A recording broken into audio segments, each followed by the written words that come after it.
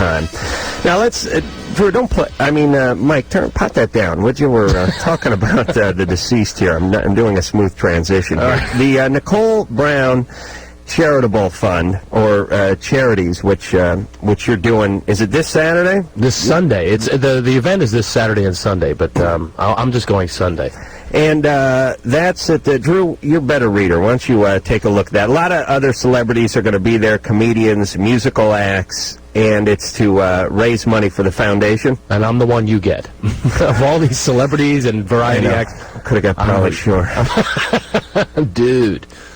Drew? Yeah. Yeah, I don't mean read it to yourself. I'm trying to see where it is. Here it is. October 10th, 11th, Miles Square Park in Fountain Valley, 10 a.m. to 10 p.m. Thank you for sharing. And you come out there and you pay $10, right? Yeah. That's a cheap price. And it's more entertainment than you're going to get for. I mean, most of these guys would want $10 just for one of them, right? Yeah. You got bunches of people. Drew, do you see any names you recognize Musical there? act, Latories. Wild Orchid is there? Enough is Enough. Epstein's Mother. Drew, read the ones that people have heard of. Mm-hmm. Yeah, you got Polly Shore, you got Polly Looney. Polly Shore, Craig Shoemaker. I don't know anybody. Right. I don't like French fries. French fries. All right, Drew, that's enough plugging out of you. Word of the glory. And all the money is going to go to the foundation, which does what? It's for domestic violence. See, Adam, you asked me to read people who other people know, and I don't know anybody. Yeah, how do I know who other people know or don't know? I don't know any of them. Okay. All right. Just read them. You got a bunch of celebrities, you got a bunch of musical acts, you have a bunch of comedians, and all I can tell you is for $10, if you get anybody you recognize, you're doing all right. That's a cheap price. Rip Taylor in the dunk tank for this for $10. For $10, it's worth it. All right. Are we ready to take some calls here? Yeah, let's go. And also, Craig will be at the Comedy and Magic Club in Hermosa Beach Wednesday through Saturday, and every penny of that's going into his pocket, that's by the way. a lot more money than $10. He'll beat a woman to get the his share out of that. Irving. Yes. You're 19. Yes. What's going on? Okay, well, here's what's happening. I just became sexually active kind of like within the last year, and I'd been I'd been masturbating for years before that, and I had usual results whenever I climaxed, but when I became sexually active... Usual results? Well, I mean, like, it just had a great feeling, whatever. Produced usual results. Right. But when I became sexually active, I noticed that when I climaxed, like, I would come out with a fit of laughter. When you're with yourself? With a person. With a person. Oh, I see. And alone, it's not so funny. Right. It's just a somber trip to the hamper. But when you're with a woman, it's a very gregarious thing. And it wouldn't be a problem, really, but I kind of just get the impression from my girlfriend that she feels like I'm maybe mocking her or laughing at her. Has it been the same girl all the way along? No. You know what's weird? For some reason, there's no place for laughter and or smiling when you're being intimate, and I don't really understand that. One time, a very rare occasion, I had a woman on top of me. This is years ago, and she looked down at me and she said, "What is so funny? And what are you so happy about?" Because I had a ear-to-ear grin going on, and she said, "Why are you so happy?" I said, "I'm getting laid." I mean, what do you want? If you can't smile when you're getting laid, when can you smile? You got 19 years of build-up here happening. But it's a celebration. People think they have to have sort of their game face on. Right. You know what I mean? Guys come in, you love it, baby. Oh, yeah, I'm the best you ever had. I mean, there's a real seriousness to it, and I don't know why. It's from emulating television. Well, you would never see, like, somebody on the guiding light or, Goofy. Yeah, start cracking up. They wouldn't start cracking up or any of these shows. I mean, this is not your problem, Irving. This is your girlfriend's. Okay. Yeah, but what is the reaction physiologically? Is there something going on? Well, I just, she'll be done, and I'll be just sitting there cracking up like I watch an Eddie Murphy movie or something, and like I just don't know what to say because I'm speechless, and it's not like there's a weird build-up where I'm just kind of giggling throughout the whole thing. It's just it's great, and then the second I climax, I just have this fit of laughter. Is anything tickling on you, or is this? It's nothing physical. No, well, I noticed that once I do climax, I become very, very, very sensitive. Yeah. Like my penis becomes sensitive. It happens after I pee too. I have to shake.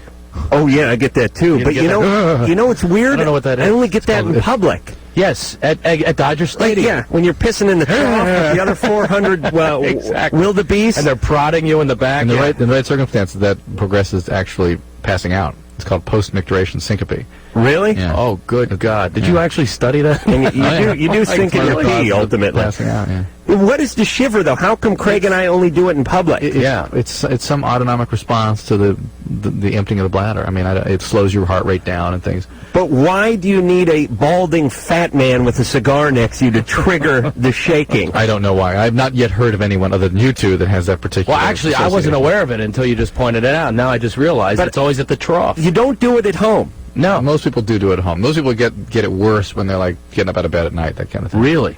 It was a sudden change. It's called post what? Micturition syncope. Micturition syncope. Yeah. So when they're wheeling me out of Dodger Stadium, I'm going to go, I got post-med. I can't even say it. I had no idea. I'm really glad I came here tonight. Also a Irish detective by the same name. John? Yes. You're 22. Yeah. What's going on? Well, before we get to John, so Irving is not so much his problem as his girlfriend's having trouble dealing with the fact that this is. I mean, people giggle and laugh and have all kinds of reactions after they've released like that. Women do it. Yes, they do. We've had that. That's right. Call. And so this Women laugh? Giggle, laugh. Yeah, but men are so insecure that that's not a good thing. No. Anytime the penis is out and there's any kind of chuckling going on, and full attention, even if it's like the laugh track of a sitcom or something, I'll mute the TV. I don't need that pressure. All right, John. Since I was about 12, I'm 22 now, I've been masturbating, and I was just wondering how much would be considered excessive? So much that you don't want to do anything else. You're not socializing. It's affecting your function. He's in his first year of high school. Yeah. What's that? What's your deal, John? Well, it happens about probably 6 or 7 times a day. It's a lot. And the funny thing is, I mean, I have a girlfriend. I think it's just I did it for so long through high school that it's just happens. Strangely, John has the male version of the little girl voice.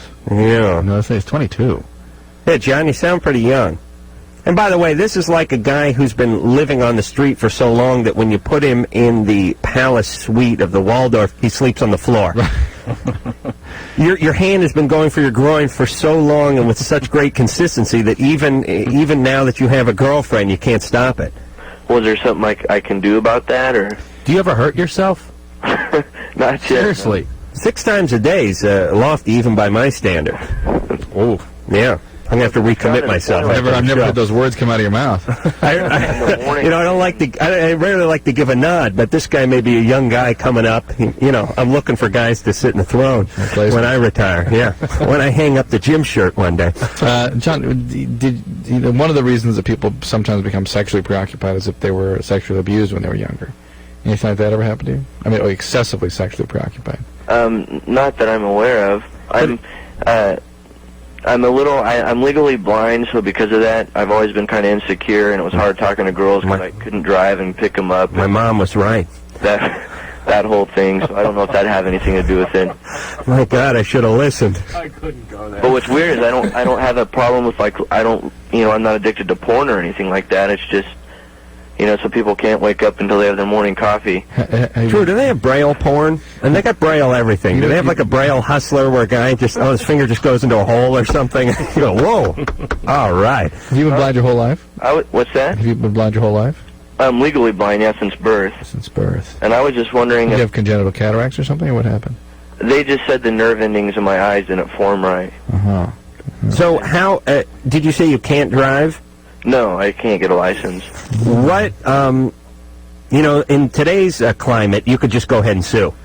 Blind people should be allowed to drive. And there's, they should not, because you have a handicap, you shouldn't be cheated. Challenged. Yes, you're challenged. Sorry, Drew. Didn't mean it. Is your girlfriend blind? No, she's not. Can you look at? You wear glasses and stuff, right?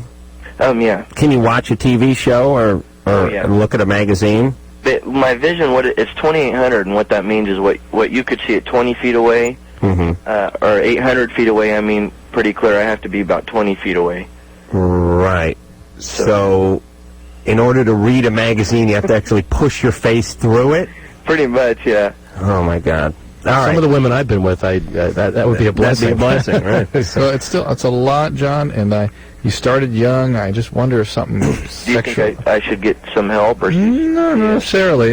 We're just trying to speculate what caused this. Well, John, the way John couched this, by the way, was we asked him how often do you do this a day, and he said it happens about 6 times a day, as if he wasn't a party to it. Right. So, and now you're asking us, do I need help? What do I do? And the answer is just, stop diddling yourself. Right. Just so lay I off a get little the bit. urge, just lay off a little bit. And if you can't, and if some other symptoms develop as a result of you trying to stop, you might want to look into it, but not necessarily. I'm trying to work a patch out so we guys don't have to go cold jerky this Well, way. Listen, it takes the edge off. A little sperm patch they stick on their arm. The serotonin reuptake drugs, the Prozacs and the Zoloft's of the world, can suppress hypersexuality, and there's actually advocated for that. Sexual compulsives will decrease their activity with those medicines. It just seemed like John had a little past that he wasn't talking about. Yes, there's something's up. It's interesting. Do we have a conversation on the air or off the air? I can't distinguish anymore. There's no difference anymore. I don't think so. About producing a specimen. We've had them on and off the air. Okay. Actually, we talked about it on the air, but I actually produced off the air. I think is that what you mean? Yeah.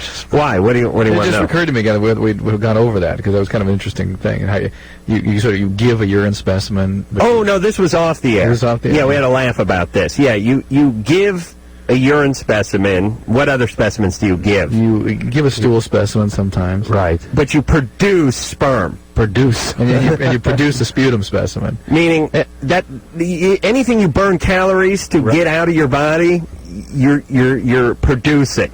Anything where but it's not just semantics. This is really the case. It's just the terms, yeah. We were talking about. I just noticed that those are the terms that we actually use. I tell you that it's not easy to produce either. I had to. Well, we were talking about fertility treatment or something. Because I had to do that. I have triplets because of having made a production.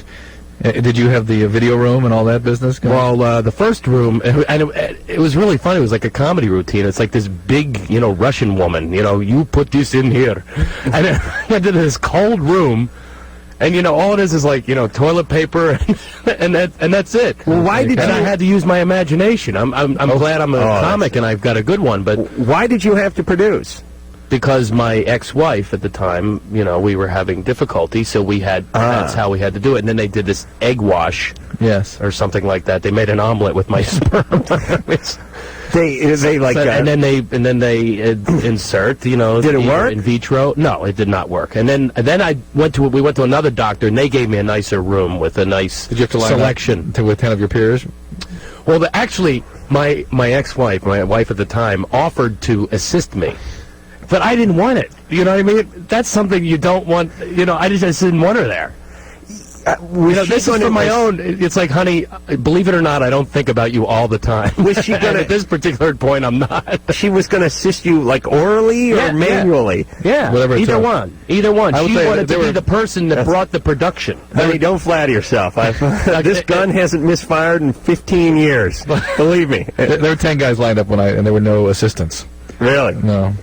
And were they actually lined up to get into your stall? Yes, lined up. I waited. You're talking about pressure, by the way. I waited 2 or 3. I was saying that I waited in line too. I was saying to Drew, if I got in deli, if I had like a line of guys behind me, I went into the room, I dropped my pants, and I produced the specimen in 30 seconds, I would sit down and read a magazine for about 15 to 18 minutes before I came out. I wouldn't want to be the guy who walked in and then just walked straight out again with a big tumbler full. Oh, that'd be a funny gag. Wouldn't it be funny just to like a Monty Python walk in, count to 10, and then just walk right back out again, going, "Whew, that was a long one." I did that when I was a teenager. I went to a hooker with my buddy. Oh, really? And I was done so fast, but I came out like an hour later. Yeah, man, come on, save some for me. He's thinking I'm in there laying the law. Right. Thank God you brought. I was in there arguing with her. Brought that Rubik's Cube in there with you. All right, we'll sell one of these calls. Craig Shoemaker's our guest. We're going to break. What? You don't like this call, Bob? Yeah, hello? You're 18? Yep. You want to pierce your tongue, but you're concerned about hepatitis? Yeah. All right. I've been interested in getting my tongue pierced, and I've heard things certain people, and I've read in a couple of magazines that there's a form you can get hepatitis C from it. Okay, that's a valid enough question. Drew, you know quite a bit about hepatitis. Yep. You're, what do they call those guys? Hepatologist. Hepatologist? Mm-hmm. You're not one of them, though. No, I'm not. But you know more than the layman. Yeah, I hope so. Now, this is when I'm starting to feel old. You guys are around my age. What's with all the props that they have to have these days? You know, I need assistance. I don't know. It's Don't question it. It doesn't do it for me. No, I don't understand it either, and I certainly don't understand the pain involved with doing it. And by the way, I'm not that interested in pleasuring women. You know what? Here's what you get. You get the tongue. That's it. I'm not strapping anything to it. I'm not putting like a studded vest on it. That's it. That's as much as I do. You're lucky to get that. All right. We'll be back with Craig Shoemaker. Shoemaker, comedian, is here. Craig, you can find... All right. Hey. Listen, we're doing a radio show. We have to act like we're doing a radio show. We're having our own radio show out there. I know. Drew, stop it. Stop being such a bad ambassador. It's a good ambassador. I know, It's a bad radio host. Let me explain something, Drew. People don't know how long the breaks are. They figure if you're out in the hallway chatting them up, they don't have to go anywhere until you head in. Yeah. Look at it this way. If you went to go see a concert violinist and you were talking to the violinist out behind the stage, wouldn't you figure you were pretty safe that you weren't going to miss the show? You know what I mean?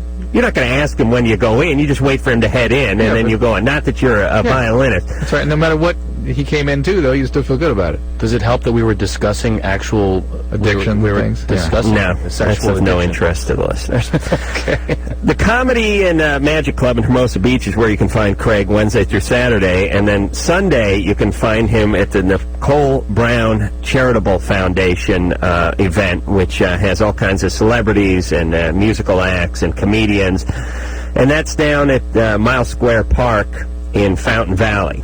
It's $10 for the tickets, and you can get them through Ticketmaster, and it all goes to a worthy cause. Drew? Yeah. Here we go. Bob? Yep. You're 18. Chris Kattan is going to be in here tomorrow night, and then the recently sober Andy Dick will be in here on Thursday, who's a completely different person, but still nuts. Someone described him as that way today. And Andy Dick, by the way, I don't know, he must have 5 publicists, because he is on everything all the time. That's right. He does Hollywood Squares, too. He does everything. Yeah, that's true. I got to yell at him. I think we all have the about that same tomorrow. publicists. Bob. You don't have one. Oh, I just don't pay for one. Right. Bob, what's going on? Well, I've been interested in getting a tongue. Oh, that's right. You want to get the piercing. And how come you're interested in it? I don't know. Well, I'm in a band, and my drummer had one, and he, when you get bored, he's like, "Well, you can play with it," and it's like, it kind of like passes away time. Aren't there other ways to pass time? Well, there are, but Clicking There's a lot of body parts to play with already. Like clicking the barbell that's jammed through your tongue against your teeth. And by the way, never use a drummer as a sort of model as to what to do to yourself. You know what I mean? yeah. Help me, Bob. Really, I really want to understand what decision-making goes into deciding to do this. I don't know. I don't know. I don't really do anything that's too you could say outrageous or anything. And Now, be honest, because the last time I asked this question, the answer I consistently got back was, "Well, I'm just bored. No, Just something to do." I haven't really done anything too outrageous, and it seems like What is it going to do like for really you? cool. Seems cool. So it'll elevate your sense of your own worth. I don't know, make me more of an individual. Make It seems like everybody's Yeah, got. you and the drummer both be individuals. Yeah, try not having one and be an individual. And Bob, I really don't want to put you on the spot. I just want to understand. I really do. Is it make you feel like you'll be more attractive to women, or you'll be more? Is it kind of an aggressive assertion of who you are in some way? No, it's just I don't know, it's something different. Would your parents flip out if they saw it? At first, I was talking to my mom about it, and she's like, "Well, I don't know." She's like, "I don't know. It might not be, kind of cool, And then she kind of brought up the hepatitis thing. All right, let's deal with that anyway. And no, let me say something real fast, by the way. When I do have a child, I am going to invent an imaginary child that died, From piercing. and they will have died by any method of anything that my new child wants to do. Oh, yeah. No, my... Bernard, that'll be his name. That's how Bernard passed. I remember I'd given him a big wheel. Rolled right under an 18-wheeler. And then later on in the years, it'll be the piercings, the tattoos. When I paid for Bernard's college tuition, Bernard jumped off the bell tower the next morning. Wouldn't it be great to have a whole family that died? Yes. You could That would be great. Wouldn't it be That would good be emotionally great. for They'd all be your kid? individuals. Now, you say you want to be an individual, but you won't be if the drummer does it already. So then you won't be. You have to come up with something new. How about something that no one in the band does, like maybe read a novel? Oh, I do. I do read a lot, but you do read a lot. Okay. he's the only person I pretty much know who has one. And I don't know, it's like something, I've had a tattoo. It's of a martial art marking that I'm in, and I mean, that's like the only thing I've done. I thought, it like kind of gave me like a thrill. I was just like, this is kind of cool. And You come from an alcoholic family by any chance? actually, my father, my biological father's an alcoholic, yes. Yeah, that need for thrill is something that goes along with alcoholism, so be very careful. That may be a sign that you sort of have that biology there. But listen, here's the hepatitis deal. Absolutely, hepatitis is a blood-borne pathogen. You can get it from any blood contact, just the way you can get AIDS or HIV. Hepatitis C is a very similar virus, passed in a virtually the same way. And the only way you should ever allow somebody to put any objects in you is if they open up new containers of disposable objects. Or they pay you $50. No, I mean the needles need to be disposable. Then you need to see them open the containers, and otherwise don't get into it. These things could be reused. They could be improperly sterilized. And to kill off HIV, hepatitis. Sometimes it's very difficult. So you shouldn't be getting this at the mall. Hepatitis. At the mall. And all you young folks, look down the road a little bit. This is the problem we had with decor in the 70s. You know what I mean?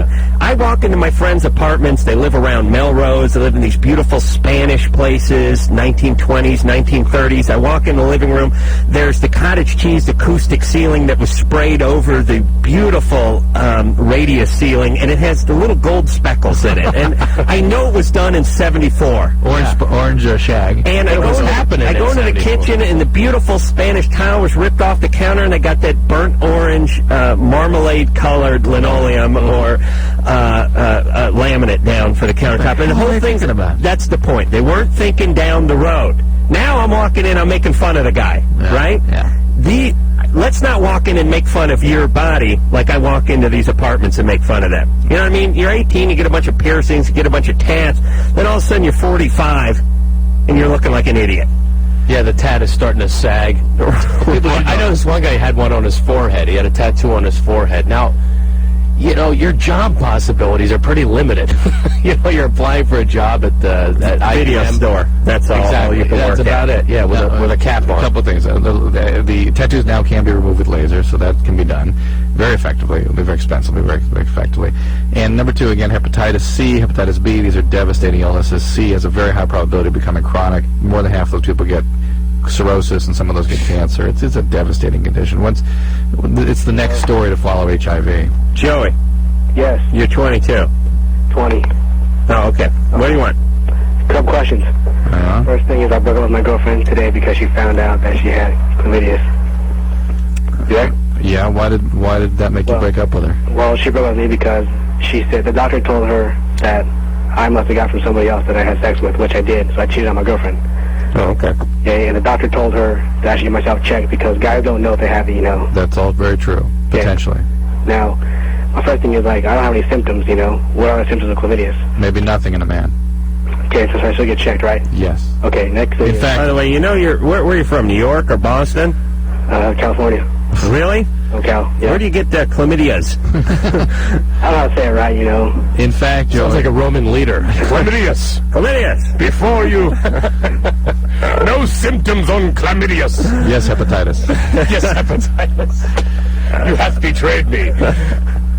Look, Joey, I tell you how to approach this. If you came to me, I wouldn't even test you. I'd just treat you. Well, I called the doctor today, and they said they can't see me until, October 19th because I don't have any symptoms. Well, you need to get seen by somebody else. Well, they said they're going to, try to fit me in, but I mean... In the meantime, you're going to infect somebody else, so... That's the thing, though. Here's another question, though. I mean, my girlfriend says to leave, it's over, adios, because what happened? Yeah. Good. Yeah. You cheated, you got busted. Healthy girl. Okay, but I know that, but your friend that answered the phone on Loveline told me, hey, don't admit it, keep it on the down low. Don't admit it. Yeah, she's all, if you cheated, hey, don't say anything about it. And that's the thing, though. I try to keep her from her because she's also pregnant. Pregnant with your... My child, yes. Chlamydius Jr.? I think so. Chlamydius. He's heir to the throne, I hear. There you go. But, I mean, me and her we have about a year and a half together, and... Right. Oh, well, why'd you cheat? That's the thing, though. I don't know. It was just the lower head not thinking right. Because my dad was the same way. That's why you I don't want to go through that. Well, you're doing it. You're there doing you a nice go. job of not doing it. What was that? You're doing a nice job of not doing it. That's the thing, though, and I'm killing myself over it, you know? People do more stuff they don't want to do in this life. It's absolutely amazing. Really, it's the culture we live in, right? It's like, ooh, I never want to be like so-and-so, because the culture says it's okay or they ought to just go for it. They can't contain themselves. Well, the culture doesn't stop them. Doesn't help I don't, them, right? I don't believe. In fact, it massages things in the wrong direction. I've been my whole life like that. I said I will never, ever be like my parents. And now you're exactly. Yeah, I said I'll never be an alcoholic. Bing, bing. There's one. I said I'll never be divorced. Ding, ding. There's two. I mean, it's amazing. Yeah. And as they're happening, you're going, no, I'm becoming them. I know. That's And I said, pull my finger the other day. I mean, I was just right along the line. well, that's all right, Craig. I mean, what should I do, guys? I mean, my girlfriend, we have so much together, you know, we have so much Okay. together. Were you having an affair, or was this a one-time It was a thing? one-time thing, you know? It was like I guess you said 2.5, 3.5 weeks ago, about a month ago, you know? Uh-huh. So... All right. Tell her you were drunk. Tell her she didn't mean a thing. I can't say anything like that. I mean, I came out with it because I had to because, you know, of what the chlamydia is, you know? So there's no way of saying they're going around it. They didn't even talk together about it, so... This girl. Huh? Oh, the two girls have gotten together? No, they talked about it, I wish, but they talked about it. No, I mean if... Oh, You know, you're quite a piece of work, Joey. Hey, Joey. yeah. Is this girl a friend of your girlfriend's? No, not at all. This was my ex-girlfriend. Hold on a second. Ex-girlfriend. Joey, His girlfriend he got together with again. What was that? who had the conversation? Did the two girls the speak? old girlfriend and the one Thank you. ex-girlfriend now. Yes. So, I mean, she's back on college now, back away from college. You know, On I never see her college. again. But my ex-girlfriend's living in my town. Yeah. We both were too close to end this, you know, and I know that... Joey, do they have Berlitz for English on English? I mean, do you know what I'm saying, Drew? Yes. Do they? I know they have them for many different languages. Called high but- school. Oh, is that what it is? Joey, listen, she's got to give this kid up for adoption. But not that, no, because we... Why not? Why not? Because, I mean, I'm not going to do that. Why not? Because it's not right. Why not? Why? Because you got moral fiber? It's right for two young people who aren't prepared to be parents to raise a child. That's right. You know what drives me insane is people get pregnant, at least our callers do. They get pregnant at 16 because they got drunk and one of their buddies had a run at them. They break up. And all sorts of bizarre, threesomes and triangles and everything. But when it comes to certain elements, let's say an abortion or let's say adoption, oh, that's not right. It's not morally right. But all the others okay. All They the beat the crap crap that led out up of the to it girlfriend, is yeah. fine. He can cheat. He can get chlamydia. He can lie. He can turn chlamydia into a plural, chlamydias. But he can't. It's not right morally. And the amazing thing is the one morally right thing you could do is this. That's the irony. Which, by the way, ironically, that is also passed down from the parents. That moral. Those moral standards that's right. are also passed down from the parents. Of you have to stay with this child, and And of course, that's how their families were established too in teenage years. Let me say one thing about chlamydia: very easily treated today. Single dose of azithromycin will do it, particularly in males. But the risk of having more than one sexually transmitted disease, if you have one, is exceedingly high. So it's extremely important, Joey, that you get checked out. You may well have something else going on here, and you should be treated immediately. Do they swab out the penis to get something? If somebody came with a story like this, I don't even bother with that. I don't. I'd check for HIV, check for it has syphilis, things like that. Do an inspection, make sure no herpes. But I would just treat the chlamydia, and I would cover for gonorrhea too. are you saying he's susceptible in the future now? No, it just turns out his statistically, system's been weakened? statistically, if you have one, you're going to have another. Really? A friend of mine was with a girl one time, like a one-night stand. I think he got like gonorrhea, chlamydia, And warts. and warts or something. He that's got the like usual a hat trick. It's the usual hat trick is that combo. What about a crab? You got to throw the crabs in there. No, crab. That's time in the penalty box. Right. I had that in college, and I went home and visited my mother. Oh, did you spread them on to her? No, comforter? I'll tell you what happened. I go to visit. I 300 miles I hitchhiked to get home because I just had to get out of that dorm room, because, you just want some cleanliness Right. of mom's home. She's there, oh, that's so nice. I'll go shopping now that you're home. So as soon as she leaves, I start boiling my underwear because I can't afford underwear. At that point, I'm in college. Right. She comes back and sees me boiling the underwear. And she knew exactly what the boiling was about. She goes, oh, my God, you have lice. And she made me go to the bathroom in the driveway. She put like a She put like a toilet paper roll out in the driveway. I swear to God, it's true. That's why you got that sense of humor.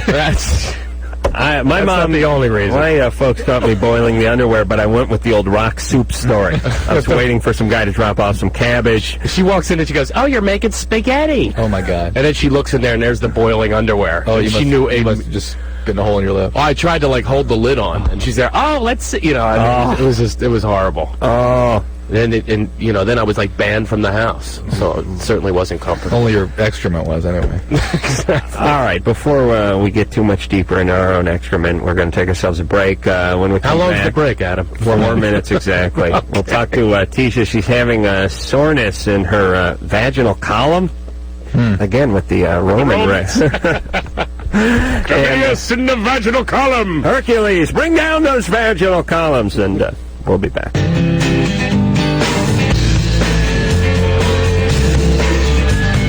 Hello, this is Quickie from Rennie, and when I need some love advice, I listen to Loveline with Adam Carolla and Dr. Drew. Yes, he does. Craig Shoemaker is our guest tonight. Chris Kattan will be in here tomorrow night from the Roxbury movie, which is, I think, out this Friday. It must be. Hello. And, it was last Friday. Oops. Sorry about that. Yeah, I saw it. It was great. Andy Dick will be in here on Thursday. Craig, you can find at the Comedy Magic Club in Hermosa Beach. My movie's out, by the way. My movie's on The video Love Master? right now. Yeah, The Love Master's on Oh, video. okay. Is that Farrah Fawcett? And Yeah, I curled her hair, baby. who the hell else is in that?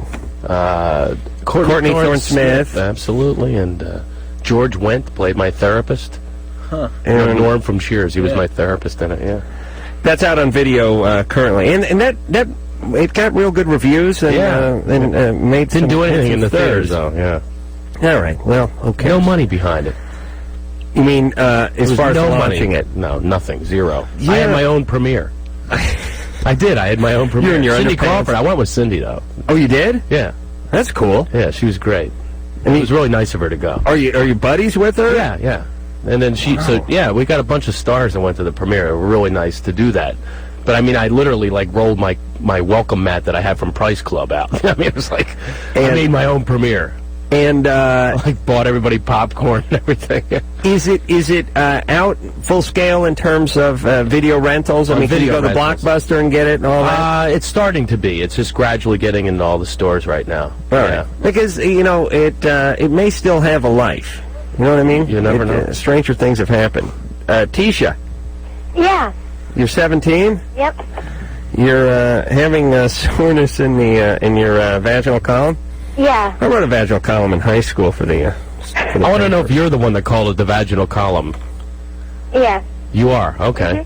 Wow, at 17, you must be attending health class. No. I learned the names at a very young age. The vaginal column. Okay. That always makes us nervous. Why? I'm at a very old age and have just heard it for the first time from Tisha, who's 17. Who taught you that stuff early? Have hippie parents? No, I was raped as a child, and I went through the whole sex ed stuff. Okay, how old were you when that happened? 7. Okay, what's your question then tonight? Okay, when I have intercourse, I have a sharp pain in the inner wall of my vaginal column. No. And nobody can tell me why. Who raped you when you were 7? Family friend. It's almost it's too sad to be comical, but it's comical when I hear family friend. Who? Oh, friend of the family. You know what I mean? The word friend and family, and then it's followed by rape. Yeah, it's bizarre. Usually it's someone you know. Yeah.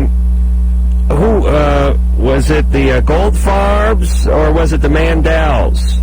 I mean, can you picture a friend of your family, Drew? No, it's just bizarre. Yeah, and to me, by the way, that means your parents are effed up. Right. Because one way or the other, they're inviting these people into their home. It happened to me at 13. I got kidnapped by the guy that was a family friend. Really? Taken away. It was horrible. I mean, it was like... Oh, my God. Yeah, I got taken away to Washington, D.C. for 4 days. It was terrible. And my mother did nothing about it. What kind of friend was he? Well, I didn't have a father, so he sort of became like a father figure. And my mother was happy because he would like take me away and like be a male influence. And then she went into denial over it, you know. And even when it happened, I told her, and she goes, "Don't you ever tell anyone." Now I'm telling it on the radio. Oh my God. That is finally someone to rival Tom Arnold's experience. Oh, it was not a pretty thing. Oh my God! Well, hold on, Drew. Okay, we got to get into that, but we'll talk as much as you're comfortable talking about. But we'll speak to Tisha for just 1 second. Tisha, have you seen a gynecologist or a doctor? Yeah, I've seen a gynecologist, and I had come up with chlamydia, and they said it was from rubbing, rawness. Well, look, it's very common for there to be pain associated with chlamydia. There can be scarring from the chlamydial infection in the tubes. That can cause pain. There can be endometriosis. There could be, listen, somebody that's been through what you've been through very commonly will suffer pelvic pain and all sorts of unpleasant experiences attached to sexual intercourse. And it may be part of that. It may be something unrelated. I mean, there's a lot of reasons this could be happening. Now, who's the guy? I mean, is he older? He's in jail. The guy that got you when you were a kid.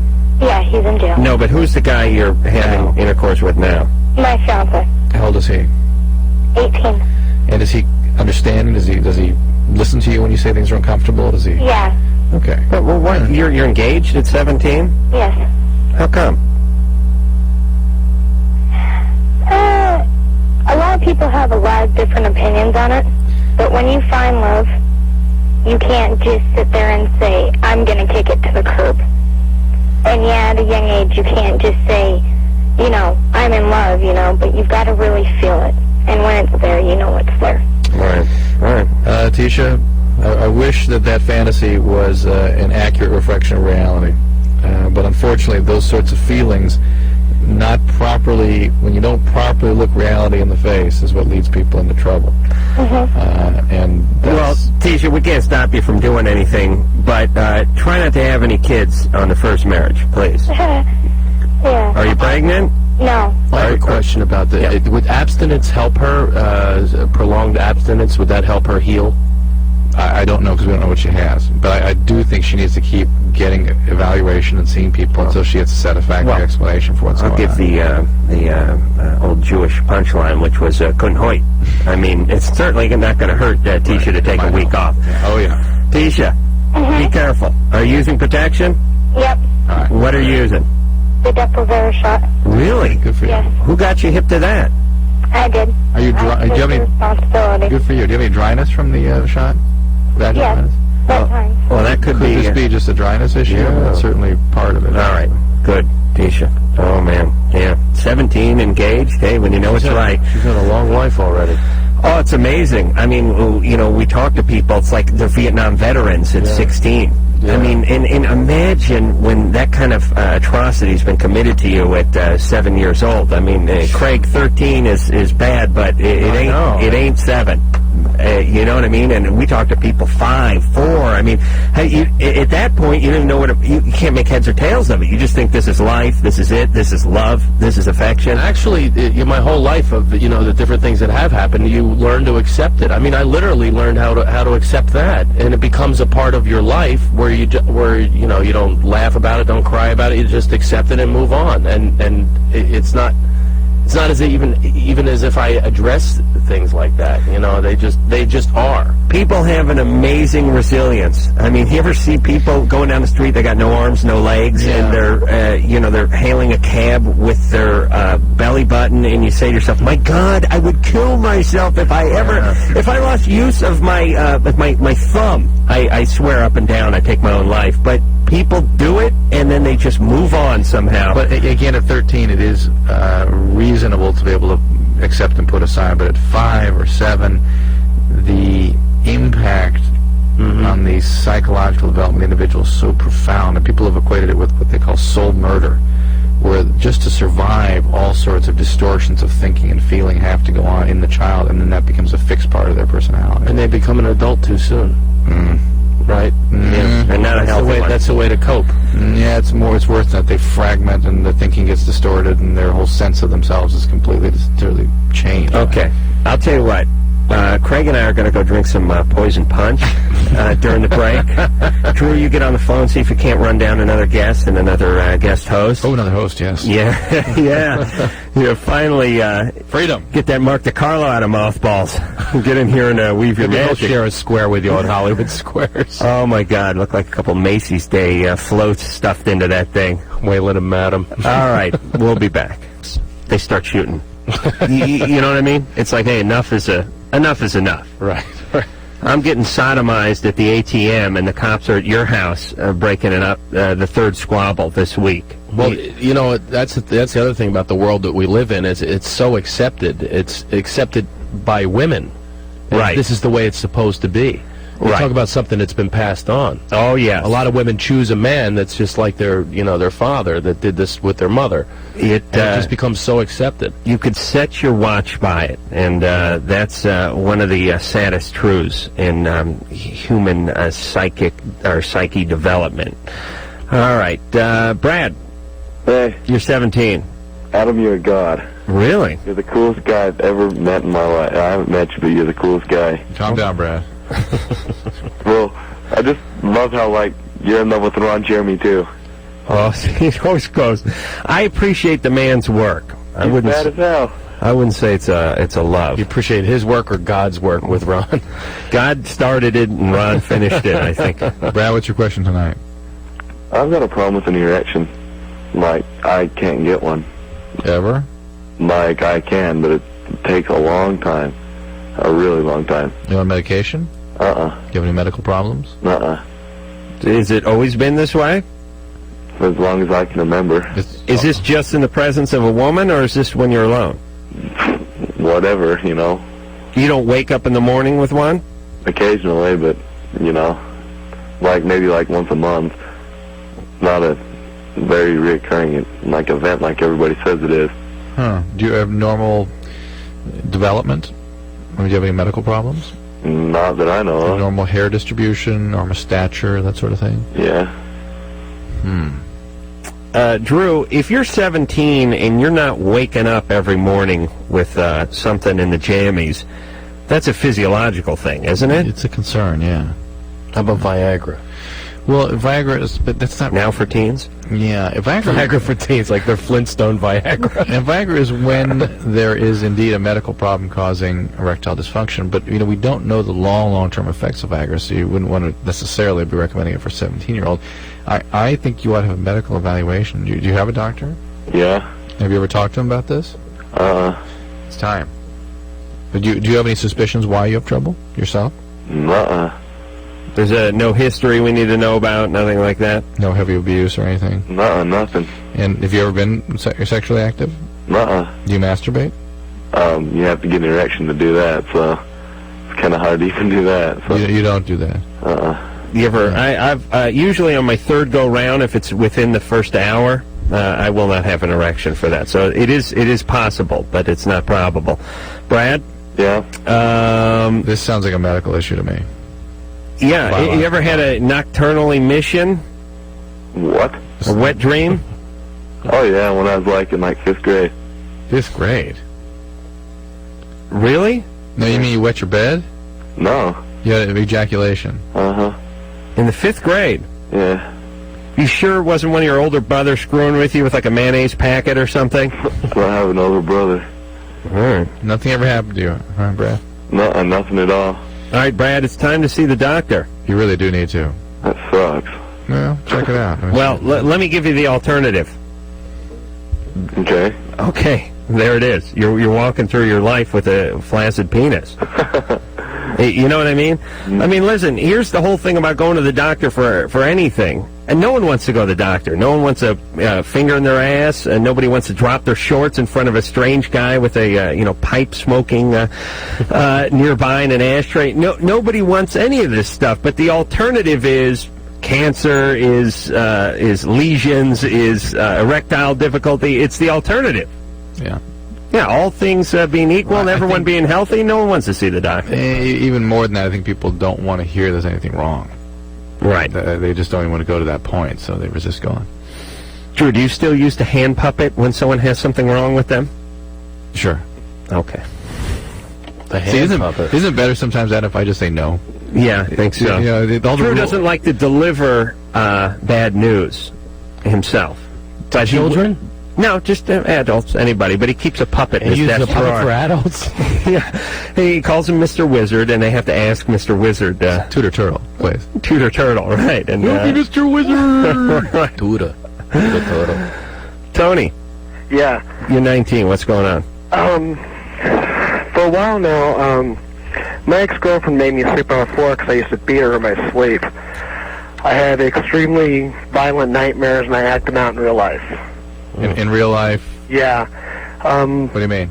Like last night, I've been home from work the last 2 days because of a knee injury, and I had to take some pain pills, and I conked out pretty hard last night, and I woke up, and my girlfriend said I was beating the headboard, and I broke the headboard to the bed.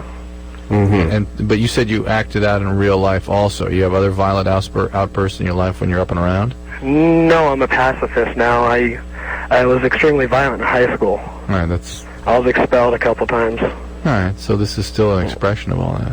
Well, being 19, you're not that far from your High days school. of kicking ass in high school. Yeah. And so who beat you up when you were a kid to get all that fury and violence going? Yeah. What happened? What'd your dad do to you? I was beaten by my brothers a lot when I was younger. Yeah. They take turns on me on a daily basis. All right, well... Wait, you mean like on Tuesday, Wednesday, Yeah. Tuesday, Thursday, and Saturday, like Chet would beat you, and then Chip would step in on the other days of the week? Yeah. Your parents Kind never... of like that. Your parents never stepped in on this? My dad worked all day and all night. Most of the day, actually. My mom worked all night, so I never really had a parent around when I was growing up. Well, what caused your brothers to be so violent? Both my brothers were molested when they were younger. Okay, all right. So, Who molested them? Babysitter.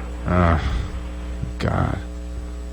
I swear to God, I have all these great hypotheticals for when I have kids, but I'm going to have like a metal detector at the front door. I'm going to print and put a chip in the babysitter or the nanny. I'm going to roll my kid in flour before I leave, I'm going through this right now. We just had to hire, babysitters and nannies and everything, and it's that whole process, and they all seem great when they're there. Right. But you have no idea. It's not their child. I'm going to find the woman who played Mrs. Livingston from The Courtship of Eddie's Father. I'm going to dust her off and have her watch the kid. I swear to God. Even if she's dead, I'll just roll her corpse over She on my lives in kid's Hawaii, foot. actually. Oh, really? Yeah, she does, yeah. I'll drag her out of retirement. Just talked to Brandon Cruz about her, as a matter of fact. Oh, True Eddie. story, I did, Eddie. So- He's a punk rocker now, by the Oh, way. yeah. Yeah. I know. So you see where Mrs. Livingston got him. He's piercing himself. Oh, my God. All right. So, listen, you're a product of this violent past, and you have to get a little therapy to work this Or out. maybe some medication. I mean, this is like heavy duty biology operating here. He's waking up in his sleep and breaking the bed apart. All right. Oh, listen. Wouldn't therapy work with that? Yeah, maybe. I mean, yeah. I mean, it sounds like you almost need some expressive therapies to get that out in some way. Maybe What do they call those, batakas or something Maybe like that's that? the way they used to do it. Maybe you should take up some sort of boxing or something. Batakas, there was this whole therapy. It was a sort of it was Yul Gibbons was around, and it was like a whole sort of Mother 70s, Earth yeah. thing, a 70s thing going on, which was you got anger, you got to get it out. You beat the crap out of a pillow, and then somebody came up with something called Bataka bats, which were essentially Nerf clubs. Yeah, exactly. Like if they had a Nerf policeman's belt, this would be hanging off it. Yes. And you took these Bataka bats, and you just took all your anger, and you confronted somebody with them, and you beat them with this padded stick. But the problem is you have to do some damage in order for it to be really satisfying. Well, no, and here's the 70s notion was, and you'll have this experience, and you'll feel your anger, and it will vanish. It will go away. As opposed to just still be there, sitting there waiting to come out again I just tomorrow. got a taste for blood. And after a while, it was like you figured out, well, listen, if you hold the padded part and beat the crap out of the guy with the handle, it does more damage. Pistol whipped with the Bataka bat. It's going to be the name of my first comedy album. Marie. Hi. You're 28? Mm-hmm. You're on with Craig Shoemaker. Hi. Okay, this is about my child. I have a child that's 12 years old, and I was with his father when I was 14. My sister set me up with them. It was like sisters going out with brothers. She thought it was cute, you know. And so we went out for a while, and you know, he was cool and everything. And then my parents were very lenient. When I was 13 years old, they used to let me stay out on the avenue with my sister until 3 o'clock in the morning. Okay, so they. Well, let let's me be fair to them. Your sister was 15.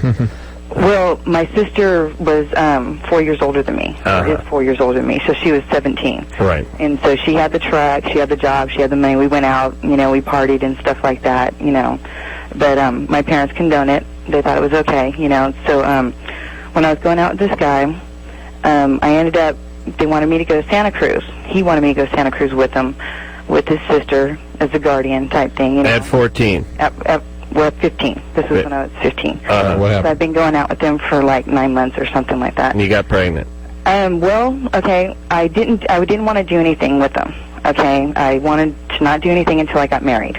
Okay, We all start I was off that raised way. Catholic. Okay, so you know, I Yeah, wanted but to. how Catholic were you? Your folks were letting you hang out on the boulevard until all hours of the night, partying. Yeah, tell me about it. You know, it was very contradicting childhood. All right, well let's just cut to the chase here. The guy got you pregnant. I ended up getting raped when I was up in Santa Cruz. By him? By him, with the sister and her kids sleeping in the same room. Okay. Your sister? His sister. Oh my God. His sister was there. He put a pillow over my face, and he did it. Okay? Right. And so when we got back, he made me live with him, and I ended up pregnant. He made you live with him. Yeah, he wouldn't let me go home, and my parents never would come and pick me up or anything. They just left me there. That's bizarre. Okay.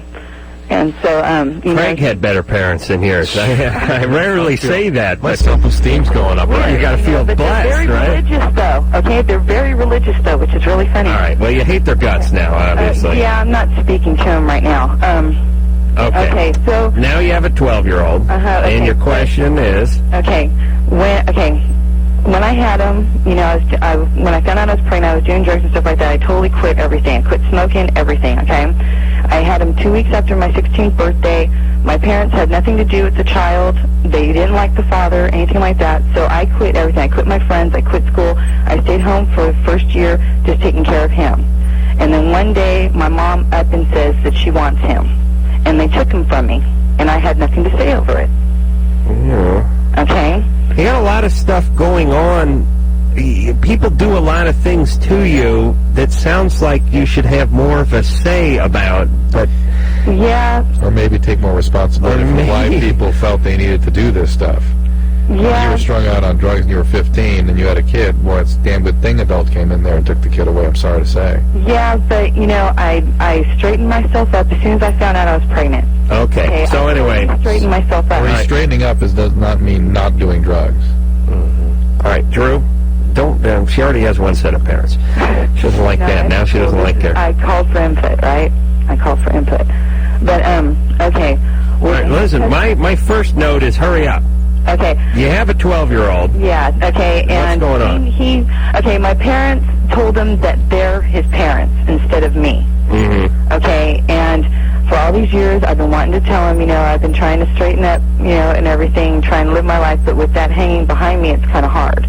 Okay, Why? You know, because I miss him. I get to see him grow up and everything, but I can't give him the love that I want. Yeah, what's your life like now? Are you married? Yeah, I am married. Mm-hmm. Do you have other children? I married somebody that my parents would approve of. Do you have other children? I have 2 kids now. I have a 4-year-old and a 2-year-old. Are you in recovery? What do you mean recovery? Recovery program for addiction. No. Yeah. No, actually. Still drinking? No, I'm not drinking or anything, but I smoke still. Smoke pot. Mm-hmm. Yeah. And lately it's been very excessive. Marie, you have to get into recovery. Mm-hmm. None of this stuff is going to take care of it, so it's not going to make sense. You're going to make very bad choices. You're going to continue down a unhappy slide until you get into recovery. Your addiction is a progressive illness. I told you it's not about stopping doing drugs. It's about getting treatment, going into recovery once it's at the stage that you are at. It never stays stopped without treatment, period. And under the influence of these substances, you're going to make some very bad choices. And you're pretty... Craig's shaking his head. Please, I don't want to feel like the dad here. Craig, you're in recovery, right? Yeah, 11 years. What would you tell Wow. me? Yeah. What would you tell Marie? You have to change your life. That's the only way to do it. It's like it's not changing just the action of using the drug, or the alcohol. Did you hear all that addictive thinking that she was manifesting? Oh, sure. This was happening to me. This was happening to me. People did this to me. Everybody's that way. I mean, and especially when you're new in recovery too. Everybody comes in there with this big chip on their shoulder. If this didn't happen, that wouldn't have happened. This didn't happen. No, you have to change your life. You have to change your life completely and thoroughly.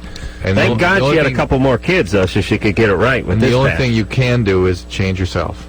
Yeah. That's the only thing you can be responsible for is yourself. It's like you have this computer chip inside of you, right? And you have to completely deprogram it by working a program. And that's the only way that I've ever found to do it, because I tried the other way. And you try abstinence, and then you go, all right, I made it 30 days. I must not be. Yeah. No. Right. Those little provings, that never works either. You just have to completely turn your will and your life over. Aaron. Hi. You're 16. Yeah. I use a vibrator almost every night, and I've never had sex, but my boyfriend and I are talking about it, and I was wondering if it'll be harder for me to have an orgasm during sex because I use the vibrator. She's already been through 3 retainers, by the way. Aaron, you use a vibrator every night at 16? Yeah. I hate to turn this into a theme night, but no one got hold of you when you were young, did they? Not at all. Really? No, I don't get the feeling. I don't get the feeling from her. Yeah. Who turned you on every night? What about homework? I'm a straight-A student. Wow. How do you find the time? No eating disorder? The thing has a number 2 pencil in the handle, so she can just flip it around and work on the Scantron. Aaron, no eating issues? Food issues? No. That's what they ought to make a Swiss Army vibrator. It's got a bottle, got a corkscrew in here, it's got a Phillips head screwdriver. Laptop computer? Yeah, I take it camping. I keep it in the glove box. It's like the Leatherman, but your different. parents know that you have a vibrator? I think they might. If they're listening now, they do. Oh, God. Why do you think they know? I don't know. My mom's talked to me about sex stuff before. I don't know. Has she talked about vibrators? No, not really. Okay. I'm just... There wasn't a Post-it on it that said, take out the garbage when you're done or something like that? No. All right, so, Aaron, how long have you been on the vibrator? Let's see. Oh, probably about half a year. Mm-hmm. And how did you stumble onto it? I mean, she had a pager and kept calling herself. Did a friend turn you on to this thing? Or? Yeah, actually. My boyfriend did. Oh, the boyfriend. But yeah, the same boyfriend. Yes. Yeah, but you're a virgin. Yes. Is he a virgin? Yes. Oh boy, you in for disappointment. Oh. No man can keep up with this technology from Taiwan. And no man can go at that kind of RPM. Not for that period of time. You're in a world of hurt. And we talked to somebody a couple of nights ago, worked at one of these places, and he said, don't put Duracells in these things because they're not made for them.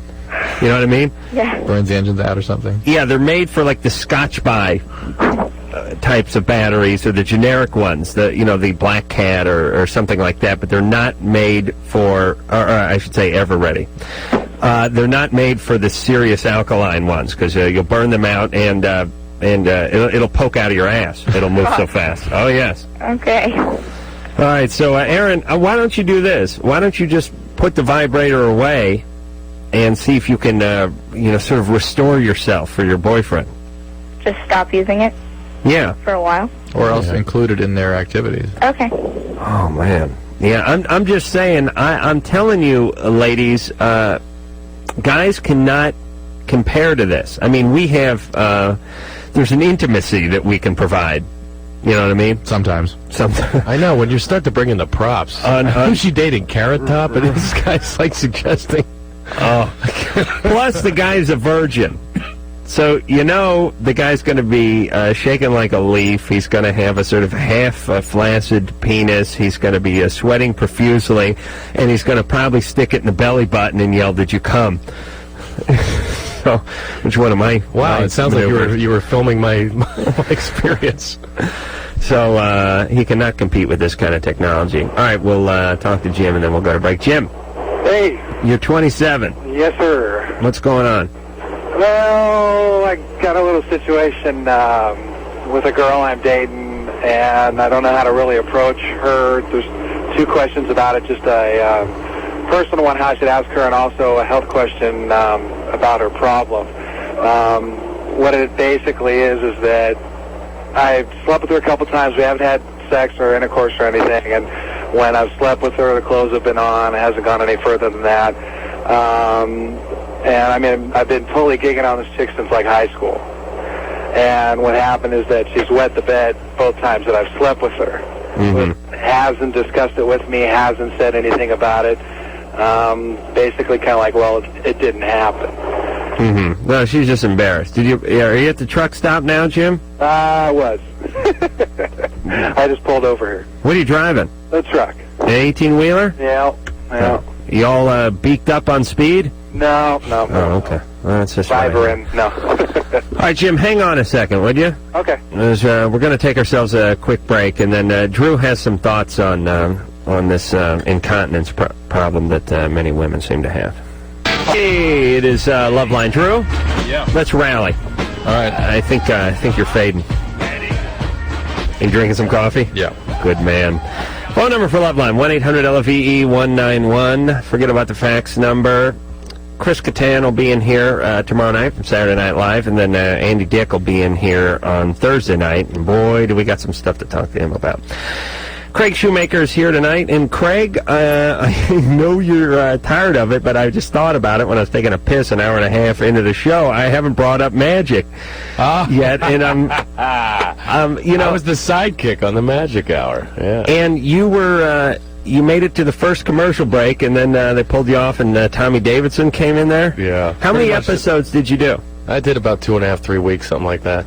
But on the third day, they were like changing things all the time. On the third day, during the commercial break, this is no joke. I mean, they go, all right, up next is Arsenio Hall. And on the break, the producer walks on stage and goes, Craig, the people upstairs said you're going to be off the couch. And I was like looking around for a camera. I thought it was like some Dick Clark blooper or something. Right.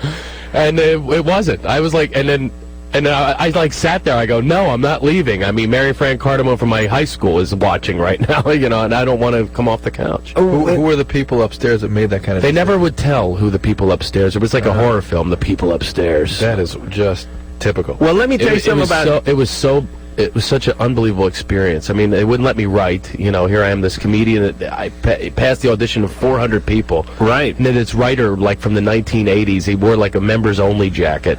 He was like stuck in it with these 80s references. I called him Sling Blade. Donna Rice is a whore. Gerald Ford, he's a klutz. I wrote a piece about him. Right. Smoking the Moore cigarettes. Yeah, He's got the gray around the temples. Opening week, I did 2 jokes about Nell Carter. I go, she's not topical. He goes, I saw her on Pictionary. She's topical. They're going to come back.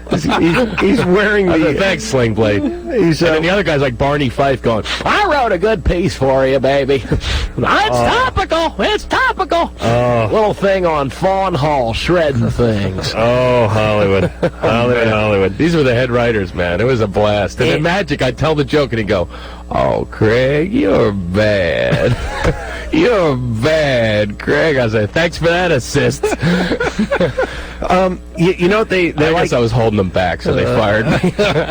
Now, did they fire you? I mean, did they say, we're not getting ratings, we got to shake things up, we can't get rid of Magic? That happened on day 3. Oh, they just said it's your fault. Yeah. They came out in the LA Times and they go, there's no chemistry. I'm thinking with these jokes, and I never met the guy personally, Magic. I was never alone with him. And I said, his wife Cookie couldn't have chemistry based on this. I'd like knock on his dressing room door going, can I talk to you now? It was really 3 Craig, shows. Bad. 3 shows into the run that you were notified that you were on the way out? No, well, I knew that something was happening on day 3. Yeah, when I was off the couch on day 3. Right. They said, we're going to change things around. And I knew it wasn't my direction. Right. There were a lot of theories on why. Some people said it was the reviews, that they said I was outweighing him, all that kind of stuff. But well, I would tell a joke about a celebrity, and he didn't want to look bad, so he goes, oh, you're bad. They're not going to come on the show. And I'm thinking, that ain't the reason. Oh, man, the money they poured into that. Oh, my God. Drew, I went to the set because I did a thing with Talk Soup and Magic, a little bit that ran on, I think it was on Talk Soup. Was I there? No, you weren't there, and the audience wasn't there. It was just sort of a day off, this was a couple weeks before it premiered. Oh, okay. And Magic was down there.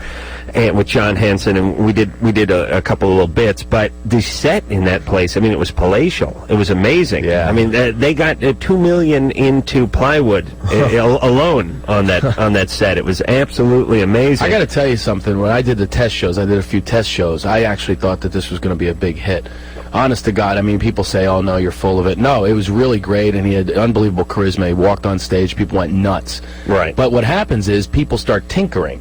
His sports agent is running the show. I mean, it's like, that's what happened. Is they started tinkering, and you can't do that with comedy either. You can't have fear and still have good comedy. I mean, everybody's going, no, you can't do this, can't do that. Here, you have to do this. And an opening night, they gave me a Rodney King joke, and that was my only joke. That was very endearing for the folks. Oh, yeah. I'm out there throwing that, "Oh, Craig, you're bad. He's not going to come on the show." And I just sat there, and I'm just going, come on, give me an assist. You led the league in assists. Give me a comedy assist. And they had to cancel Ben Affleck because he couldn't pronounce Armageddon. It's Armageddon. Oh, Meteor, you bad. Meteor, you're bad. Well, So it was a real career highlight for me, let me tell you. Well, I'm having the same people that covered up the Kennedy assassination handle this. Well, get it off my resume. The good news, well, Zapruder has more footage than they have of you on that. Believe me. But he's in and he's out. Here's the good news: you weren't present when they pulled the plug, which is all anybody remembers anyway, which is a good thing. It's like who cares who was on? Well, it was a horrible example. I was going to use the Titanic. Hindenburg. Go ahead. I'll use the Andrea Doria. By the way, the Titanic was the reason I got fired, because I came out in the newspaper after they said something in the L.A. Times about me. And I was thinking, everybody's reading this, and I still have a career going, and I said, it's like the Titanic, and I'm bailing out with a shot glass. That's the one that got me off the show. I heard it. Ooh. Where did I hear that? I don't know. It was all over the internet. It was everywhere. I mean, I couldn't believe how many calls I got. Every single media outlet. This is the only show I didn't do. And I actually thought I was going to make it till 12 without hearing it. I've done every show. I was on Stern 2 weeks ago. It's only because I'm a horrible host and forget to bring things up. But as I was urinating and smelling my own urine, I thought, wait a minute. This smells like $20 million that Fox invested in that. $20 million. $29 million. My God. Wow. It's $30 million. That's bad. Well, poor Magic too. Any feel sorry for him? No, I don't. That was Adam that said that. Does he feel sorry for you that you can't play basketball? Does he feel sorry for me that I got fired? No. He should. No. I wrote him a letter and everything. I said, do you know what really happened? But he never responded, So I sort of gave him the chance. I wanted to take the high road. Because I really didn't say it about the show. I said it about my career. And they were looking to fire me, and they canceled my contract, too. And I never got paid. Yeah, that was the bad part. People say I should sue. Let me give you my take just real quick before we go back to calls, and this is something that Hollywood has to understand, which is the idea of taking a beloved sports personality or a politician or movie star or whoever it is and putting them into the role of a host, I should say, is an okay idea for about the first 2 days. But eventually, you get judged on whatever job you're currently doing. Meaning, I don't care how many touchdowns you've scored, or how many assists you have, or how many dunks you have, or how many rings you have from championships on your hand. A week into it, you're Magic Johnson, the talk show host, and that's how you get judged. Or you are whoever, the talk show host, or whoever. They will judge you. I mean, you could be the world's greatest quarterback. You could have had 15 all-star years. If they put you in the booth and you suck, you're the world's crappiest announcer. Well, I will say and that's this, just how it works. On his behalf, I will say this, and this goes back to the test shows again. If they would have left the show as it was, as an entertainment show, then it would have been a good show. Listen, Ed Sullivan was not a great communicator. Right. Really, here, he couldn't even talk. This guy was not a talk show host either. Right. Mike Douglas was no genius. Right. But boy, could he sing. Boy, what a tenor. Yeah. What a tenor. Magic could sing, too. But they had all the elements of a good show. Sheila E.'s band was awesome, and, I must say, if they would have let me do my comedy, I could have been awesome, too. But they start tinkering, and these people that have never told a knock-knock joke are making decisions, and this is what's wrong with Hollywood anyway. All right. So, Drew, there you go. You were We know about that, preaching right? to the choir. Well, I'm here. surprised Adam didn't just launch on that note. I'm too tired. But speaking of Mike Douglas, real quick. Speaking of Mike Douglas, you actually have an anecdote about Mike Douglas? I've never met the man, but I did use him as an example, which is when we were doing, trying to convert Loveline from a radio show into a TV show, everybody we ran into said, at the NAMPTY convention 3 years ago, said, why is this going to make a TV show? I mean, you sit around, you talk to people, you have a guest on. Why should anybody watch this? I mean, how is it going to make the translation to TV? And after answering people for being civil for a day, I finally stood up and yelled, what the F was Mike Douglas doing? He sat on a stool and he talked to Connie Francis for an hour. That's it. At least we got screwed up teenagers. With colorful clovers behind them. That was Please. the Hollywood said a bunch of idiots. Jim. Yes, sir. Jim's got the girlfriend that wets the bed. Oh, that's right. Oh, that's right. Well, Are you sure this is urine? What's that? Are you sure this is urine? Yeah. How do you know? Well, the odor. And you both slept in your clothing? Well, and underwear. I mean, we got intimate without actually having sex or, going any further than that. Did she expel her urine right at that moment, or was it during the night while you both were sleeping? No, it was during the night. You sure? Yeah. You sure it wasn't you? Well, I would like to think it was, but it wasn't, no. What a martyr. Why didn't you bring it up to her? Well, how do you bring that up? See, that's the problem. Well, now, I thought, well, maybe it was me, but it was on my, upper back right and blah, blah, blah, on her side of the bed more, you know what I mean? What'd she do, drink a pony keg before she hit the hay? We were at a buddy's house, so we were partying. I mean, maybe... Was she really drunk? Huh? No, not really. Because people, when they drink a lot, will do that. That's not uncommon. Well, I understand that. I mean, and the health question I had for Drew was back, as a youth, I guess she got hit by a car and had some head injuries. Oh. And I guess has some type of plate. I don't know the extensive of that, but do you think that has something to do with her situation? It sure could. Or the medicines that she's on because of that. You don't know what she's taking even. No, I'm well, because I don't want to get too much into asking her what's going on. Jim, but you've been intimate with this person. Why not know a little bit about who she is and what she's all about? And now that you haven't brought up the urine thing, there's that weird barrier to bringing it up. Yeah. You could let it go too long, and now you can't bring it up. Right. The barrier smells like asparagus, too. Yeah, it's kind of weird. It's sort of like not bringing up the wee-wee thing on the first 2 times you sleep with someone. It's like when somebody calls you by a different name and you don't correct them. Like, someone goes, nice to meet you, Alan, and I go, hey. And then now all of a sudden you're together and you've acknowledged it a few times and you never corrected them. Now you're screwed. The first time is no big deal, right? Hey, what's this? But Drew, it's still weird. It's still weird to bring up. You know what I mean? Yeah, I understand. All right.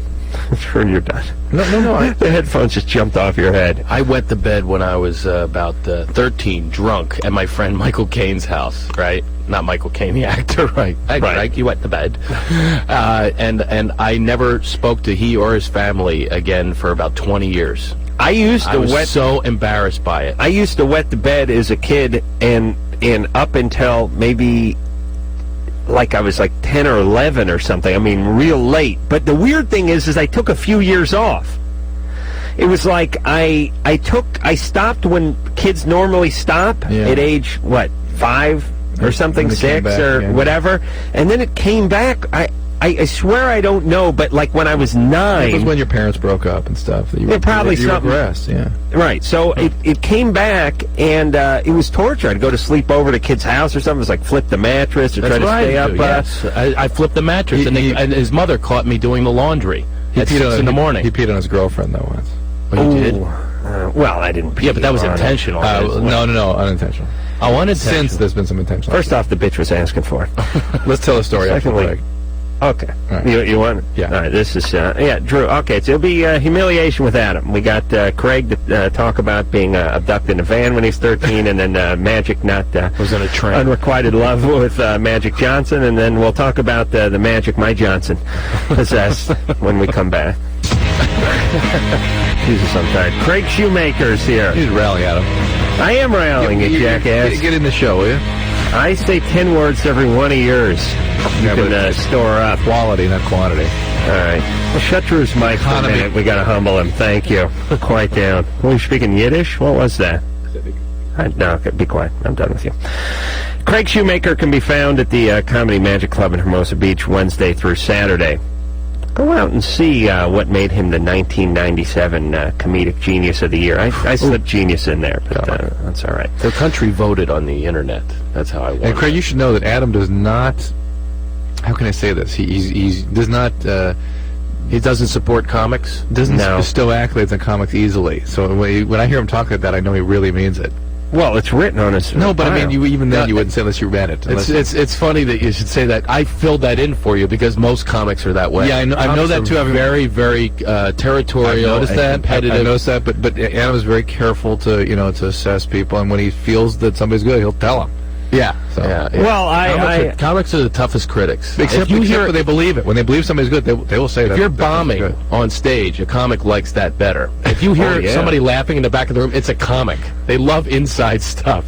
I'm tough, but I'm fair. Yeah. And there's a handful of guys that are in show business, comedians or comedic actors, that are really, truly deserving, talented people. And then there's everyone else. And that's why I got out of stand-up. You're out? Oh, I did it for like 5 minutes. I was like at the Deli Smoker on open mic night, making an ass of myself. Oh, so you're even more bitter than that's really bad. I suck. When you don't get above the Deli Smoker, man, you're going, man, I did. Look at this Shoemaker. That's at the top of my resume, by the way. It only goes down from there, and then it goes to the old spaghetti factory, and then it actually gets into parts of my house.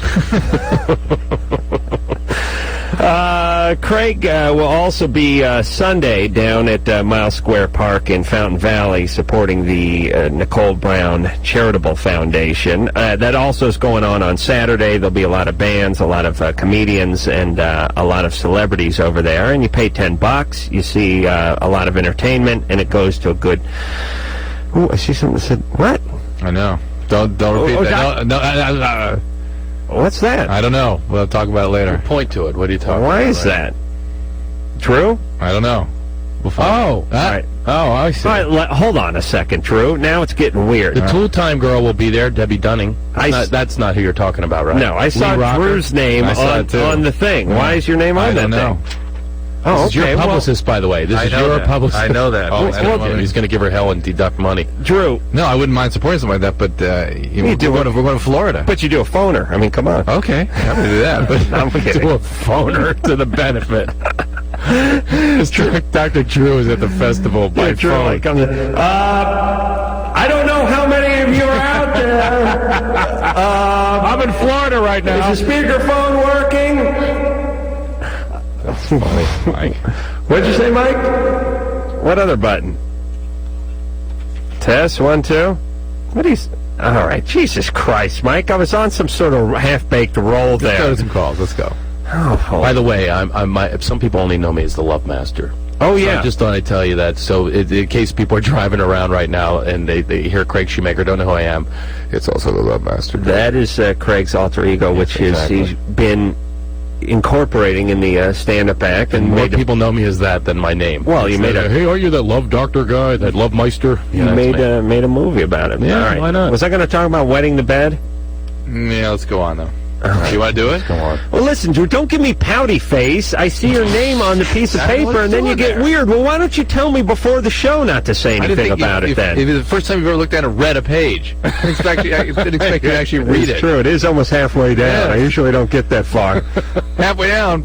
Right smack in the middle there. Now you picked it up. All right. Well, I saw MTV, and then I saw Lovelines, and I thought, oh, Christ, don't let it be me. I'm not going out to that place. And then I see Drew's name on there, and then Drew gets weird on me. Like, Drew, just say something before the show, would you?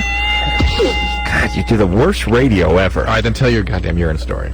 No, why should I be threatening and embarrassing myself with my urine story? All right, I'll tell Craig. Have you told it on the air yet? I told it a year ago or something. I don't remember the last time. But when I was 21, 22, had a girlfriend, sort of a sorority gal, way out of my league. Lived in an apartment in Beverly Hills. I grew up in North Hollywood, driving a beat-up truck around, all that crap, and slept over at her place. And in the middle of the night, I hadn't wet the bed in many years, but occasionally I would have a dream where I was in a place that was appropriate to urinate. Yeah, I've had that happen Unfortunately, too. the reality was I was lying on top of like her Scooby-Doo bedding instead of in a place that was appropriate. And I hadn't, I may have had a beer, but I certainly wasn't loaded. And my dream, I remember very vividly, was I was doing battle in front of a castle. It was like I was on a fjord, and it was like one of those Black Tower commercials or something. I don't know what it was, but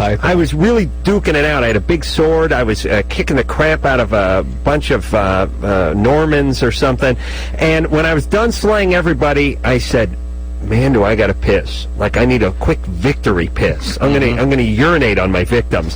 And I was wearing a chest plate and armor and everything, and I remember thinking, Jesus, how do I get this crap off? And I was unbuckling things and unzipping things.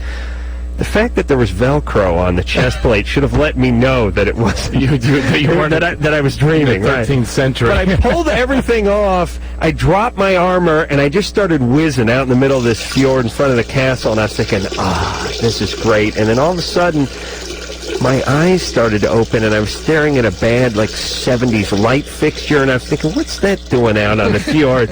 And then I look to the right, and I see I see, like, a picture of her parents, and I'm thinking, what are they doing on the fjord? And then I look to my left, and there she is, and I'm not whizzing on her, but I'm coming out. It's like when a fire hydrant gets ran over, everyone gets some. You know what I mean?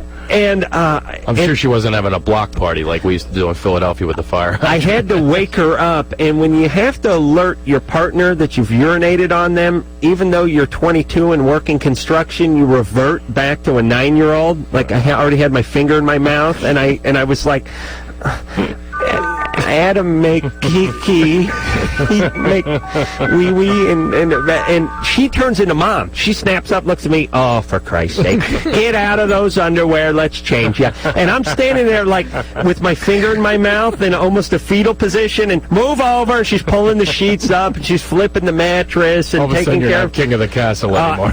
Listen, it's hard. King of the fjord. After you get done whizzing up the comforter, it's really hard to pull that power play. Okay, listen, bitch, I wear the pants here. So she gets everything straightened out, we go back to bed, and the real comedy comes, we're only together for another few months, and every time it would be like, 5 in the afternoon, I'd be sleeping over that night, I'd be drinking a beer, and she'd look at me and go, you sure that's a good idea?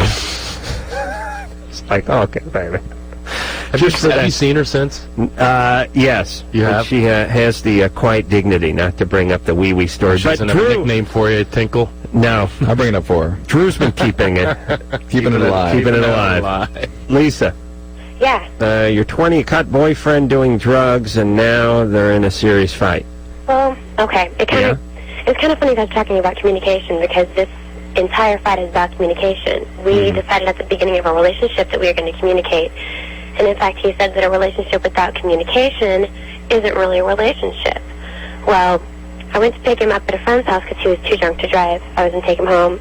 And when I was there, he decided to pick up a pipe and smoke some weed. And I looked at him and I said, please don't do that in front of me. And he did it anyway. So I started out in this huge rage. And I like... Why do you go in a huge rage because he smokes pot? Because her dad's an alcoholic. No, because we had made an agreement that he was not going to do it in front of me because Why? I am a non-smoking person, and if everybody in the room is smoking, and I'm the Why do you have such a violent reaction to it? I feel uncomfortable. I don't know how to react. What does it remind you of? Is there some history here? It reminds me of, like, it sounds so bad, but like past boyfriends getting really mean when they're on drugs. Yeah, but why do you keep going out with drug addicts? He's not a drug addict. Well, listen, if you won't tolerate marijuana, why are you going to pick up your drunken boyfriend who's sucking off the hookah?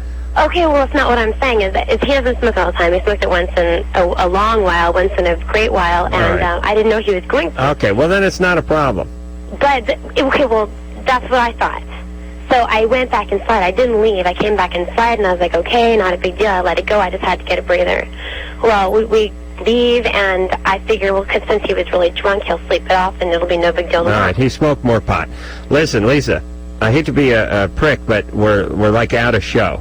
If this guy's doing something that you disapprove of and you can't tolerate it and he's not willing to quit, then you got to break up. But that's not it. It's the communication factor. No, He won't it's talk not. to me. No, well, Well, he won't talk to you. I already broke it up. I barely want to talk to you. Listen, here's the deal. When somebody creates a situation where you take a hit off a joint and they slap it out of your hand, you think you're going to talk to them? Yeah. I talked to Lisa for 2.5 minutes. I can tell you right now, if I'm getting drunk or I'm smoking weed or I'm doing anything, I'm sure as hell not talking to her.